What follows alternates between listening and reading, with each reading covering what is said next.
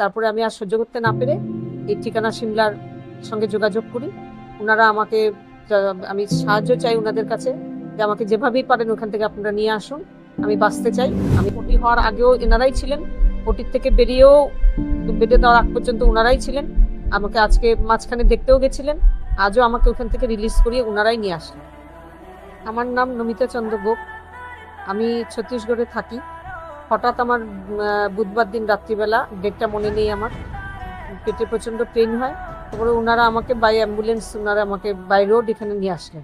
তারপরে এখানে আসার পরে ওনারা বললো ইন্টেস্টাইনে কি প্রবলেম হয়েছে, পেটে জল হয়েছে, তারপরে ভিতরে একটা চোরা হার্নিয়া হয়েছে, কি কি সব হয়েছে, ওসব তো মেডিকেল টার্ম তো বুঝি না। ওনারা অপারেশন করে 3 ঘন্টা 3.5 ঘন্টার মতন অপারেশন হল। অপারেশন করিয়ে আজকে আমাকে বাড়িতে নিয়ে আসলেন এখানে ঠিকানা সিমলাতে। এখন আমি আগের থেকে 80% ভালো। ওনারাও যে এতটা আমার এক আওয়াজে যে ওনারা আমাকে নিয়ে আসবেন, এটা আমি কোনোদিনও ভাবতেও পারি। কারুর যদি এরকম বিপদে পড়েন, ওনাদের সাহায্য নেবেন, এনারা সবাইকেই সাহায্য করার জন্য ওনারা একদম রাজি।